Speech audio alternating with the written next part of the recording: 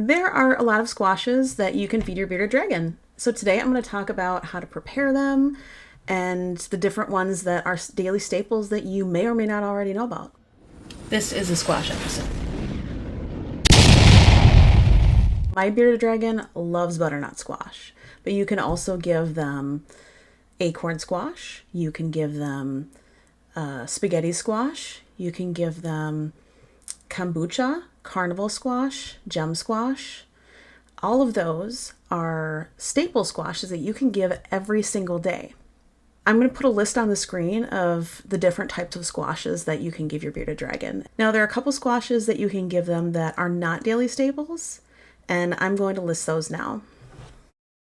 Now, zucchini that you can readily find in the grocery store, unfortunately, is not a daily staple. In fact, you should only give them zucchini squash once a week max. So I like to reserve this for when I get zucchini squash to make like zucchini bread. I'll save some for my bearded dragon, and I'll show you how to prepare that either way. You can give yellow squash 2 to 3 times a week, and you can give them pumpkin 2 to 3 times a week.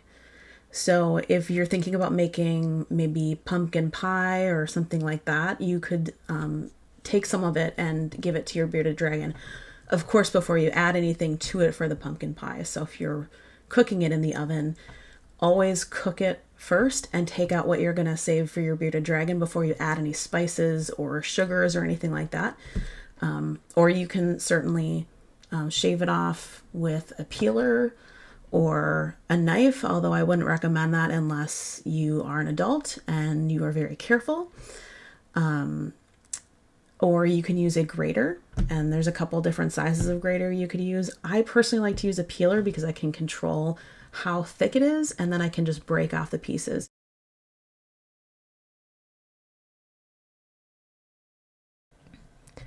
There are different ways to prep squash for your beardy. When prepping squash, no matter how you plan to serve it, make sure you wash the skin thoroughly. I like to use a fruit wash and then rinse it thoroughly with water. I always think, would I eat produce without washing it? Nope. So why wouldn't I clean it for my bearded dragon? I'm going to go over a few ways to cook it. Feel free to cut up your squash and try a couple methods for yourself to see what you like the best. Raw. Use a peeler to peel it thinly and then break off bite-sized slices or pieces. You can use a grater, but the pieces get a little too thin or thick and may be difficult for your beardy to pick up with their tongue. You can cook it in the oven. Cut it in half, put it face down in a deep pan with between about a ½ inch to an inch of water. Cook at 400 degrees for 30 to 45 minutes. I like to puncture the top of the squash that's facing up so that you can have it vent if needed. Not sure if it needs to be like this for sure, but I do it to just be on the safe side. If you don't and your squash explodes, please let me know and post a picture. I'd like to see that. Apparently, cooking it upside down kind of steams it. I like to check it periodically before it reaches the end time by poking it with a fork. If it comes easily out, it's definitely done, but it may be too mushy. So I like to try to find an in-between. If you're cooking the full squash and you won't be giving all of it to your bearded dragon, feel free to take half of it out early and set that aside for your beardy, then keep the other half to cook fully for yourself. I like to put brown sugar and butter in my butternut squash and cook the rest of the time with it face up for the me portion, not for him. Definitely don't put anything on it when you're cooking it for your bearded dragon. You can peel and cut the squash into cubes and boil them or steam them. You can steam a squash in halves or cubed in a little water or in a vegetable steamer until tender when pierced. It can be anywhere between 10 to 20 minutes depending on the type of squash and how big the pieces are. So if you decide to cook or boil, just make sure you don't overdo it. If it's too mushy, they probably can't eat it because they won't be able to pick it up with their tongue. So you want it to have some firmness to it. You want it to be at room temperature when you serve it to your bearded dragon. Do not serve it hot or even warm. I would just put it in the fridge and then later serve it to them cold, or if it's room temperature, that'll be fine. How to spot a bad squash. Brown spots or blemishes, soft spots or slimy spots, mold, pretty obvious. Nasty or bitter taste If it tastes like this, spit it out immediately. Do not eat any of it. There's something called toxic squash syndrome. When a squash has gone bad, it will have either a bitter, nasty taste to it.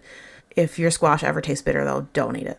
This actually can happen to squash, also melon or pumpkins, cucumbers. So multiple things can have this toxic squash syndrome. So I did a lot of research on squash. Here are some random squash facts for you. Did you know that butternut squash is the healthiest squash? There is no squash that is healthier than butternut squash, let me tell you. Squash isn't actually a vegetable, it's a fruit. When you cut your squash, you may notice your fingers feel weird. That's because squash produces a liquid that can harden if the squash is damaged. It's like a defense mechanism for the squash. So if the moisture starts to tighten and feel hard, that's what the squash is doing. It'll do that if it gets nicked, basically. You might notice that in the store. You'll see little kind of beads up of it, and that might be that it got damaged while it was being shipped. It's what it does. Did you know that there are human health benefits to squash? I've never been a butternut squash fan, but now I am thanks to my bearded dragon. The health benefits of eating squash is it can prevent chronic diseases. Apparently, I have not studied this. I'm not a scientist or a doctor, but it does contain antioxidants. There's apparently a lot of good things for you. So eat squash. Don't just, end up throwing some of it away. Have some for you, have some for your dragon.